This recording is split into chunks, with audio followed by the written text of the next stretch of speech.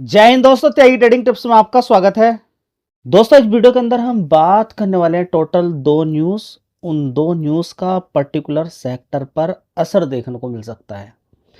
साथ ही हम काफ़ी सारे शेयर्स के बारे में इस वीडियो के अंदर चर्चा करने वाले हैं। सबसे पहले हम यहाँ पर देखते हैं कौन सी न्यूज़ है। अगर इस सेक्टर के शेयर आपके पास हैं तो असर देखने को मिल सकता है। अच्छी बात ये होगी कि इस सेक्टर के अंदर अगर कोई भी फर्टिलाइज़र मैन्युफैक्चर करता है इंडिया के अंदर तो उसके लिए ये खबर अच्छी हो सकती है। उसके लिए ये खबर अच्छी हो सकती है। साथ ही अगर कोई भी फर्टिलाइज़र वाली कंपनी बाहर से इंपोर्ट करती है तो उसके लिए नेगेटिव खबर हो सकती है। तो स्टडी करना है आपको। सारे सेक्टर के शेयर्स पे आप स्टडी कर सकते हैं, या जो टॉप 5 हैं या टॉप 6 के अंदर कंपनी आती हैं उनके बारे में आप स्टडी कर सकते हैं। सबसे पहले हम यहाँ पर देखेंगे क्या न्यूज़ है। देखिए, फर्टिलाइज़र से रिलेटेड न्यूज़ है। China and Russia suspend fertiliser export. जी, इसका मतलब क्या है? इसका मतलब ये है कि जो भी हम रसिया से काफ़ी फर्टिलाइज़र हम मंगाते हैं, फर्टिलाइज़र इंडिया के अंदर भी बनता है, इस चीज़ पर आप देखें। लेकिन फर्टिलाइज़र का मतलब ये नहीं कि फर्टिलाइज़र को हम खाते हैं, नहीं। फर्टिलाइज़र को कौन खाती है? ज़मीन। और ज़मीन खाने के बाद क्या निकालती है? अनाज। उस अनाज को हम खाते हैं। तो कहीं ना कहीं खाने से फर्टिलाइज़र का लिंक है। ठीक है, इस चीज़ पर आपका फोकस होना चाहिए। जी, फर्टिलाइज़र से क्या क्या चीज़ें होती होंगी? फर्टिलाइज़र से एक पर्टिकुलर एरिया के अंदर विदाउट फर्टिलाइज़र जो हम फसल लेते हैं और फर्टिलाइज़र डालने के बाद जो फसल लेते हैं उसके उत्पादन में अंतर रहता है। वहाँ से जो फर्टिलाइज़र खाद डाली हुई जो फसल होगी उसमें अच्छी उपज होती है, अच्छा अनाज निकलता है, ये अंतर है। समझ बताइए। कम मिलेगा तो कम डलेगा, नहीं मिलेगा तो दिक्कतें आ सकती हैं। ठीक है, क्या है, सारी चीज़ें टेम्परेरी है। ठीक है, टेम्परेरी है फिलहाल के लिए। तो देखिए, रसिया की अगर हम बात करते हैं तो इस समय एक फर्टिलाइज़र वाली कंपनी है रसिया के अंदर, उस पर ड्रोन अटैक हुआ है। किसका? यूक्रेन का। किसका अटैक हुआ है? यूक्रेन का अटैक हुआ है। यूक्रेन ने ड्रोन से अटैक किया है। ठीक है जी, यूक्रेन भी अब क्या उसकी तरह ही अपनी परफॉर्मेंस दिखा रहा है जिस तरीके से ईरान ने दिखाया है। देखिए, कोई फायदा नहीं है।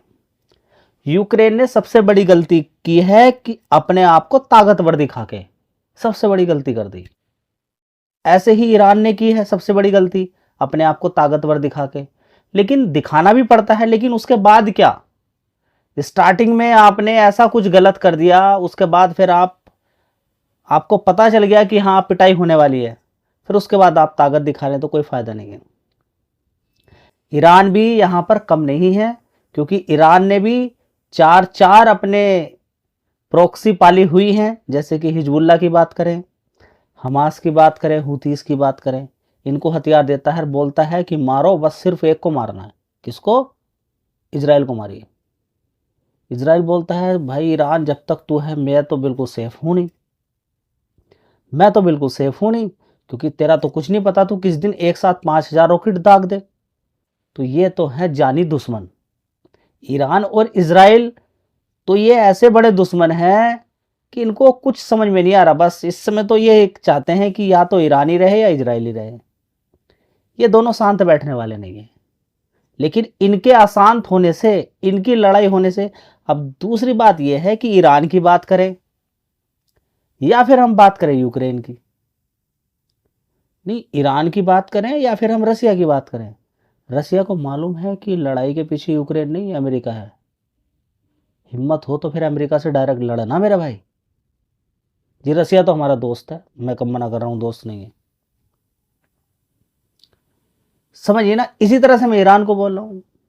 ईरान के पीछे कौन है? इजराइल और अमेरिका। लेकिन पिटाई किसकी कर रहा है? कतर। तो ऐसा नहीं कि बहुत ज़्यादा मजबूत है, लेकिन उसे भी ऑल्टरनेट ढूंढने की ज़रूरत है, क्योंकि उसको मालूम है कि अगर मैं ऐसा वैसा नहीं करूंगा तो अमेरिका इजराइल मुझे मार के चले जाएंगे तो बड़े आसानी से।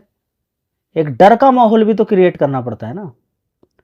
तो डर का माहौल क्रिएट कर दिया उसने। उसको भी जान बचाना, मरता क्या नहीं करता है। इजराइल को भी मालूम है कि अकेले में ईरान से लड़ाई नहीं कर सकता हूं, क्योंकि इसके तो 3-3 साथी और हैं। अब इस लड़ाई के अंत की क्या बात करें? इस लड़ाई का तो अंत कुछ हो नहीं सकता है। क्या अंत होगा? दोनों ने अपनी अपनी कंडीशन रख दी है। ईरान ने तो सिर्फ 5 ही कंडीशन रखी है और उसने तो कम से कम 15 कंडीशन रख दी है। अमेरिका इजराइल की बात करें, उन्होंने कंडीशन ये रखी कि आप न्यूक्लियर पावर नहीं बनाओगे, ये हूती वगैरह जो है इनको ख़त्म करो, बड़ी मिसाइल बनाना बंद करो, ठीक है। ये सारी चीज़ें रख दी हैं साथ में। और ईरान ने क्या रखा है कि होर्मुज़ का जो रास्ता है उस पर हमारा कंट्रोल होगा, हमारा जो नुकसान हुआ है उसको भरो और दोबारा से अटैक नहीं होगा, इसका पूरा कन्फर्मेशन दो। ये तो तीनों ही चीज़ें पॉसिबल नहीं हो पाएगी, क्योंकि इतना युद्ध में जो नुकसान हुआ दोनों साइड से हुआ है, तो हर जाना तो कोई भरेगा नहीं। दूसरा, आगे से युद्ध नहीं होगा, इसको भी कह पाना बड़ा मुश्किल है। अगर कह भी दिया तो टूट सकता है आने वाले टाइम में, लेकिन फिलहाल तो कह देना चाहिए। आगे होगा होगा, कम से कम कुछ समय के लिए तो दुनिया शांत हो जाएगी, ठीक है। एक ये हुआ, लेकिन ईरान इस चीज़ पर कभी नहीं होगा कि लॉन्ग टर्म नहीं बोलेंगे, लॉन्ग मिसाइल मत बनाइए, लॉन्ग डिस्टेंस मिसाइल बनाने के लिए मना किया हुआ है कि आप जो लंबी दूरी की जो मिसाइल हैं उनको बनाने के लिए बिल्कुल मना किया हुआ, ठीक है।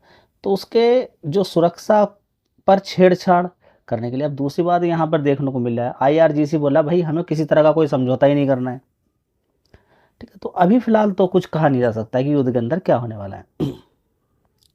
युद्ध के अंदर मुझे सिग्नल फिर खराब लगने लगे, ठीक है। तो फिलहाल हम यहाँ पर ये देखिए, युद्ध के बारे से ही सारी चीज़ें चल रही हैं। अब ये देखिए, मैं आपसे क्यों फोकस करने के लिए बोला हूँ, क्यों दिक्कत हो सकती है, क्योंकि फर्टिलाइज़र बनाने में गैस का भी इस्तेमाल किया जाता है। अब क्योंकि चाइना और ईरान, रसिया के ऊपर तो अटैक कर दिया है यूक्रेन ने, चाइना ने मना कर दिया है, तो ये दिक्कत किसे हो रही है। हमारी पॉपुलेशन देखिए 140 करोड़ जनसंख्या है, हमें तो बहुत ज़्यादा फर्टिलाइज़र चाहिए,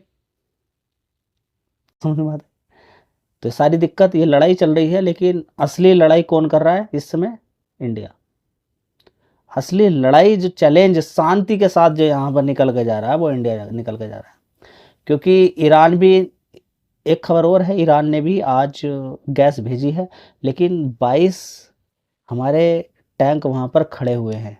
ईरान को बिल्कुल भी इस चीज़ पर थोड़ी सी भी शर्म नहीं आ रही, भाई लड़ाई कर, लेकिन ये तो देख ले कि इंडिया की पॉपुलेशन कितनी है और किस तरीके से समझना जरूरी है सारी चीज़ों को, ठीक है। लेकिन ईरान को इस चीज़ से क्या मतलब है? उसको तो ये मतलब है कि मैं बर्बाद, तो भाई फिर दूसरी चीज़ों का क्या मतलब है, ठीक है। जो टॉप लीडरशिप थी उसको ख़त्म कर दिया, तो अब यहाँ पर मतलब क्या रहता है? कुछ नहीं है। जैसे लोग रहेंगे, जैसा उनका दिमाग करेगा वैसे ही काम वो करेंगे, ठीक है। तो अब यहाँ पर क्या समझ में आ रही है बात? समझ में ये आ रही है कि उधर से गैस अभी नहीं आ रही है, तो फर्टिलाइज़र वाली कंपनी पर दबाव रहेगा, तो इस पर आपका फोकस होना चाहिए कि अभी क्या क्या चीज़ें यहाँ पर देखने को मिल सकती है। अगर फर्टिलाइज़र नहीं मिला तो फसल पर असर पड़ेगा, फसल कम होगी। देखिए अरब कंट्रीज़ हमारे बिना है क्या कुछ? ईरान ने भी हमें जो अभी गैस दी है उसके बदले में हम उसको सामान भेजेंगे, दिक्कत है, उसको भी सामान चाहिए, खाने पीने की चीज़ें।